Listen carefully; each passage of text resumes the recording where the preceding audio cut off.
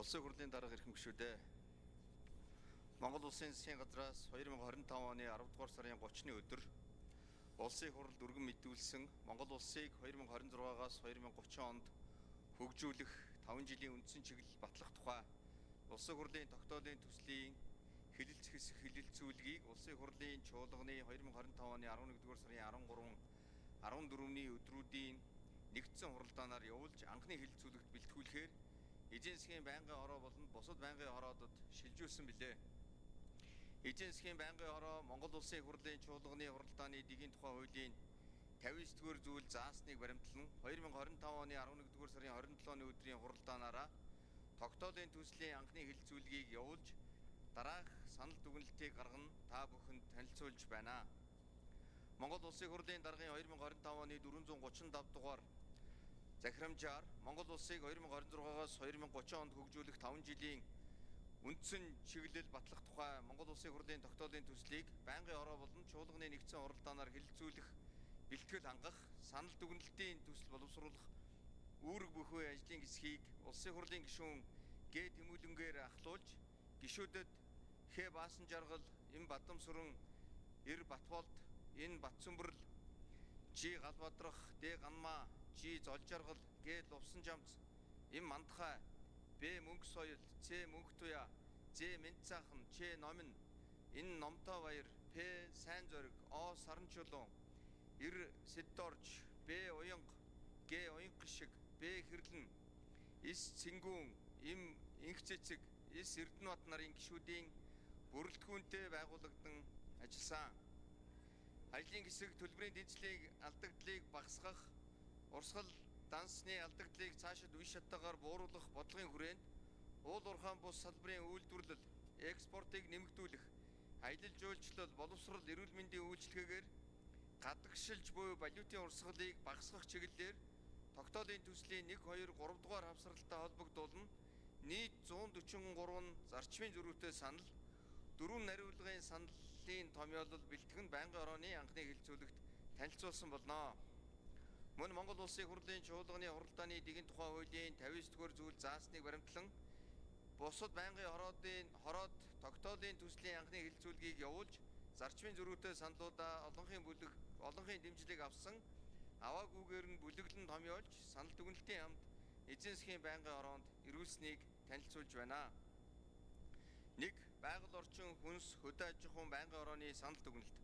Тус байнгын хорооны хуралдаанаар тогтоолын төслийг хэлэлцэх үед Улсын хурлын гишүүн Мандахай мөнх баясгалан нараас хөдөө аж ахуй байгаль орчны салбарт уур амьсгалын өөрчлөлт, хүлэмжийн ялгарлыг бууруулах, шингээлтийг нэмэгдүүлэх, хөрсний үржил шимийг сайжруулах, ган чиг тэсвэртэй үр сортыг бий болгох, дэвшилтэт технологи, инновацийг нэвтрүүлэх, хүний нөөцийг бэлтгэх зэрэг зарчмын зөрүүтэй 12 саналын томьёоллоор санал хураалт явуулахад хуралдаанд оролцсон гишүүдийн олонх эдгээр саналуудыг дэмжсэн байна. 2. Төрийн байгуулалтын байнгын хорооны санал дүгнэлт. Тус байнгын хорооны хуралдаанаар тогтоолын төслийг хэлэлцэх үед Улсын хурлын гишүүн Сандаг Очир төслийн 2 дугаар хавсралтын бүсийн хөгжил бодлогын чиглэлд улсын болон орон нутгийн зэрэгэлдэлтэй хотын эрх зүйн шинжилгээг эрчимжүүлэх талаар зарчмын зөрүүтэй санал гаргасныг хуралдаанд оролцсон гишүүдийн олонх дэмжсэн байна. 3. Хууль зүйн байнгын хорооны санал дүгнэлт. Тус байнгын хорооны хуралдаанаар тогтоолын төслийг хэлэлцэх үед Улсын хурлын гишүүн Одон Туяа мансууруулах бодисын хэрэглээ болон хууль бус эргэлтийг бууруулах, иргэдийн ор уршийн талаарх мэдлэг боловсрол нэмэгдүүлэх, урдчлан сэргийлэх зан үйлийг төлөвшүүлэх чиглэлээр зарчмын зөрүүтэй нэг саналын томьёолол гаргаж санал хураалт явуулахад хурлаанд оролцсон гишүүдийн олонх мөн дэмжсэн байна. 4. Хүний хөгжил нийгмийн бодлогын байнгын хорооны санал дүгнэлт. Тус байнгын хорооны хуралдаанаар тогтоолын төслийг хэлэлцэх үед Улсын хурлын гишүүн Мөнх Туяа, Пунсалмаа, Галбадрах, Мөнгө Соёл, Мөнгө Сайхан, Батчимэг нараас багшийн цалин хөлс, нийгмийн баталгааг сайжруулах, боловсролын салбарын санхүүжилтийг хүртээмжтэй тогтвортой өсгөх нөхцөлийг бүрдүүлэх, эрүүл мэндийн урьдчилан сэргийлэх, эрт илрүүлгийг тогтмолжуулах, эрүүл мэндийн салбар зарцуулах зардлын дотоодын нийт бүтээгдэхүүнд эзлэх хувийг нэмэгдүүлэх, ахмад насныг дахин хөдөлмөр эрхлэхийг дэмжих зэрэг зарчмын зөрүүтэй 17 саналын томьёолол гаргасан бөгөөд олонхын дэмжлэг авсан аваагүйгээр нь бүлэглэн томьёолж эзэн засгийн байнгын хороонд ирүүлсэн. Аюулгүй байдал гадаад удалгын байнгын ороо, төсвийн байнгын ороо, өргөдлийн байнгын ороодын хуралдааны үед улсын хурлын гишүүдээс тогтоодын төсөлтэй холбоотой тусгаалсан зарчмын зөрүүтэй санал гараагүй байна. Эзэн засгийн байнгын ороо улсын хурлын чуулганы хуралдааны нэгэн тухай хуулийн 59-р зүйлийн 59-ийн 3 дахь хэсэг заасныг баримтлан Монгол улсыг 2026-аас 2030 онд хөгжүүлэх 5 жилийн үндсэн чиглэл батлах тухай улсын хурлын тогтоодын төсөлтөд холбогдуулна.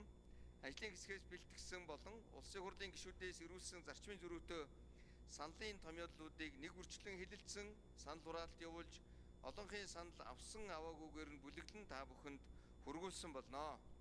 Улсын хурлын эрхэм гишүүдээ Монгол улсыг 2026-аас 30 онд хөгжүүлэх 5 жилийн үндсэн чиглэл батлах тухай улсын хурлын тогтоодын төслийн анхны хэлэлцүүлгийг явуулсан талаарх эзэн засгийн байнгын орооны санал дүгнэлт зарчмын зөрүүтэй саналын томьёоллуудыг хэлэлцэн шийдвэрлэж өгөхийг та бүхнээс хүсье. Анхаарал тавьсанд баярлалаа.